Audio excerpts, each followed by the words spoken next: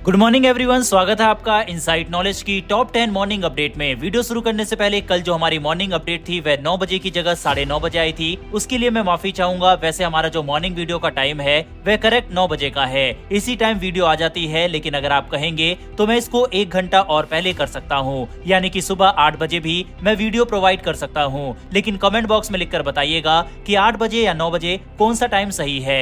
आज एक बार फिर से डिफेंस, वर्ल्ड अफेयर्स, इकोनॉमी और पॉलिटिक्स से जुड़ी काफी सारी खबरें निकलकर सामने आ रही है, जिनके बारे में इस वीडियो में हम बात करेंगे। तो चलिए शुरू करते हैं इस वीडियो को। हमारी पहली खबर वर्ल्ड बैंक द्वारा जारी किए गए पीपीपी यानी जीडीपी के परचेसिंग पावर पैरिटी को लेकर है। वर्ल्ड बैंक के डाटा के अनुसार दुनिया की जीडीपी में भारत का हिस्सा लगातार बढ़ रहा है, वहीं अमेरिका और जापान का जीडीपी में हिस्सा लगातार घट रहा है। वहीं रूस वर्ल्ड बैंक के डाटा के अनुसार जापान को पीछे छोड़ते हुए दुनिया में नंबर 4 की जीडीपी बन गया है। बता दें कि रूस ने साल 2025 तक के लिए ये टारगेट रखा था, लेकिन उसने 1 साल पहले ही टारगेट को हासिल कर लिया है। वहीं भारत दुनिया में नंबर 3 की जीडीपी बन गया है। हालांकि ओवरऑल जीडीपी में अभी भी भारत 5वें स्थान पर बना हुआ है। यहाँ पर हम जिस चीज की बात कर रहे हैं वो वर्ल्ड बैंक के इंटरनेशनल कंपैरिजन प्रोग्राम के डाटा के अनुसार जीडीपी पीपीपी टर्म में चीन का दुनिया की जीडीपी में 19%, अमेरिका का 15% और भारत 7% हिस्सा रखता है,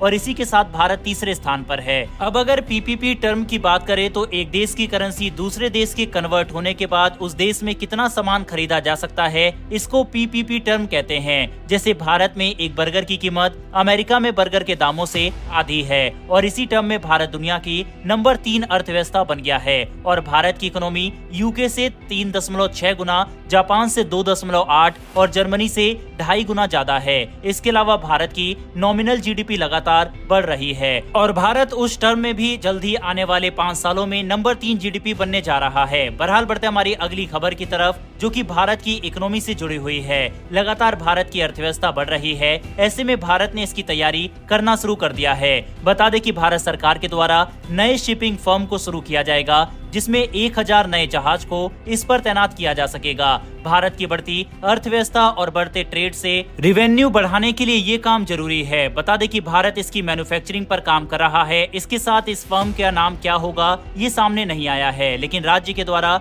ऑयल, गैस और फर्टिलाइजर इंडस्ट्री की कंपनियां और साथ ही शिपिंग कॉर्पोरेशन ऑफ इंडिया और विदेशी कंपनियां इसमें शामिल होंगी। खबरों के मुताबिक ये शिपिंग फर्म गुजरात में खोली जा सकती है। इसमें करीब 30,000 करोड़ की कैपिटल को सरकार पोर्ट अथॉरिटीज के साथ टाई अप करके हासिल करेगी। इसके साथ ही सरकार 15 साल तक के लिए चार्ट डील को भी यहाँ कर सकती है। बता दें कि भारत के बिजनेस और साथ ही पैसे को बढ़ाने के लिए सरकार के द्वारा ये बड़ा कदम उठाया गया है। वहीं बढ़ते हमारी अगली खबर की तरफ, ये खबर चीन से सामने आई है। दरअसल चीन ने पिछले 4 सालों में 10 मिसाइल क्रूज को तैयार कर लिया है, और साथ ही ये पूरा 1120 मिसाइल का पैकेज है। बता दें कि चीन ने इस मिसाइल को उसका नाम टाइप 055 मिसाइल क्रूज दिया है। ये काफी एडवांस क्रूज माने जा रहे हैं। चीन इसके साथ ही भारत पर साइकोलॉजिकल प्रेशर बनाने की कोशिश कर रहा है। चीन के द्वारा तैयार किया गया एंटी शिप और anti aircraft missile house in vertical launch cell को उड़ा सकते हैं। 2020 में चीन ने इसके बनाने की शुरुआत की थी, और 2023 अप्रैल तक 8 शिप को लॉन्च किया जा चुका है,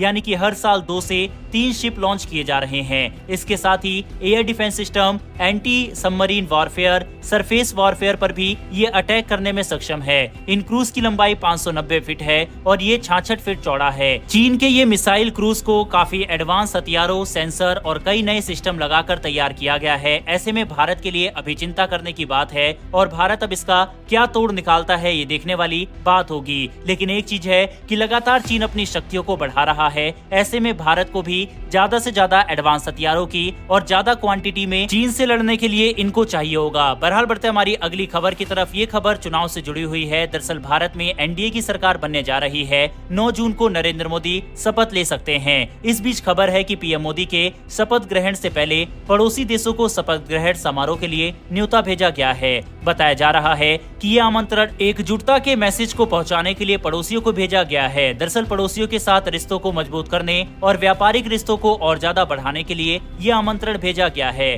खबरों के मुताबिक भूटान, नेपाल, मॉरिशस, बांग्लादेश और श्रीलंका को शपथ ग्रहण समारोह के लिए आमंत्रित किया गया है। बता दें कि साल 2019 में जब पीएम मोदी ने शपथ ली थी, तब भी बांग्लादेश, श्रीलंका, नेपाल, भूटान, थाईलैंड, म्यांमार को आमंत्रित किया गया था।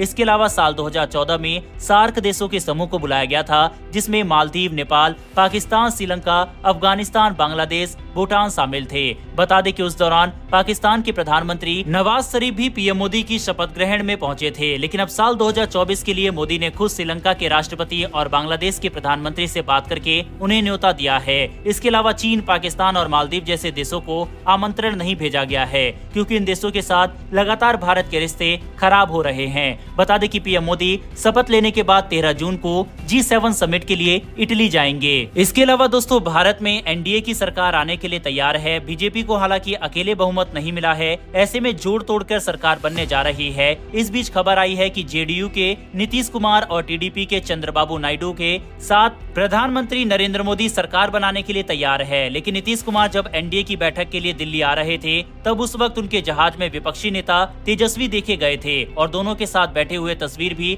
सामने आई थी। बता दें कि खबरों के अनुसार तो विपक्ष की तरफ से नीतीश कुमार को डेप्यूटी पीएम तक का ऑफर दिया गया था। हालांकि नीतीश कुमार ने ये कहा कि वे एनडीए के साथ ही रहेंगे। लेकिन नीतीश कुमार के रिकॉर्ड को देखें तो पिछले 10 सालों में वे 4 बार गठबंधन को बदल चुके हैं। वहीं इस बीच एनडीए को समर्थन के साथ ही उन्होंने कई बड़े पद की भी मांग कर दी है। नीतीश ने कहा है कि वे कैबिनेट पद और साथ ही कई मंत्रालय चाहते हैं। इसके अलावा नीतीश कुमार की पार्टी जेडीयू की तरफ से बिहार को विशेष राज्य के दर्जा देने की बात भी कही गई है। नीतीश खुद भी लोकसभा स्पीकर की मांग कर सकते हैं और तभी वे एनडीए को सरकार में समर्थन देंगे। हालांकि अभी इस मामले पर कोई आधिकारिक पुष्टि नहीं हुई है। बहरहाल बढ़ते हमारी अगली खबर की तरफ। ये खबर टाटा और नीदरलैंड सरकार से जुड़ी हुई है। दरअसल टाटा और नीदरलैंड की सरकार के बीच में एक विवाद चल रहा था, जो कि अब खत्म हो चुका है। बता दें कि नीदरलैंड की सरकार अब टाटा को 27,000 करोड़ रुपए देने वाली है। दरअसल साल 1918 में नीदरलैंड में एक स्टील प्लांट बनाया गया था। साल 2007 में इस प्लांट को टाटा ने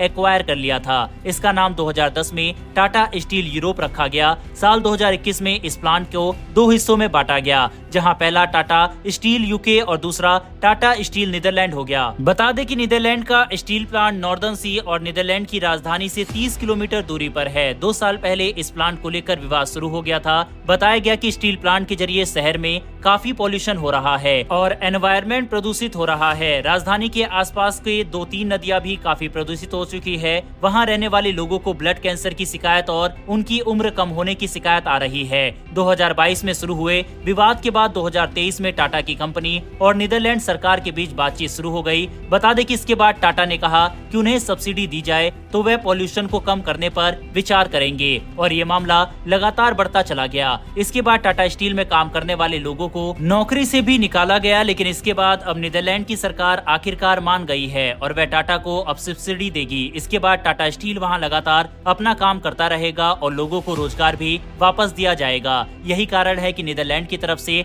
27,000 करोड़ टाटा को दिए जाएंगे। बहरहाल बढ़ते हमारी अगली खबर की तरफ। ये खबर कनाडा से सामने आई है। दरअसल कनाडा के प्रधानमंत्री जस्टिन ट्रूडो के ऑफिस के द्वारा एक बयान जारी करते हुए भारत के प्रधानमंत्री नरेंद्र मोदी को लोकसभा चुनाव जीतने पर बधाई दी गई। कनाडा के पीएम ऑफिस ने लिखा कि भारतीय पीएम मोदी को चुनावी जीत की बधाई। कनाडा दोनों देशों के बीच संबंध को बढ़ाने और लोगों को भलाई के लिए काम करेंगे। लेकिन इस बधाई के मैसेज में कनाडा के पीएम के द्वारा लिखा गया कि अगर भारत सरकार ह्यूमन राइट्स, डाइवर्सिटी और द रूल ऑफ लॉ यानी कि अंतर्राष्ट्रीय कानून के जरिए काम करेगी, तब कनाडा भारत के साथ संबंधों को मजबूत करेगा। बता दें कि कनाडा खालिस्तान समर्थक हरदीप सिंह निज्जर की हत्या का आरोप भारत पर लगाता है और हरदीप सिंह की हत्या के बाद से ही दोनों देशों के संबंध काफी खराब चल रहे हैं। इसके अलावा आपको बता दें कि जिस दिन भारत में लोकसभा चुनाव के परिणाम आए, उस दिन कनाडा के सड़कों पर खालिस्तान समर्थकों ने भारत के तिरंगे को फाड़कर उस पर पैर से रौंदा था। ऐसे में माना जा रहा है कि जब तक जस्टिन ट्रूडो की सरकार है,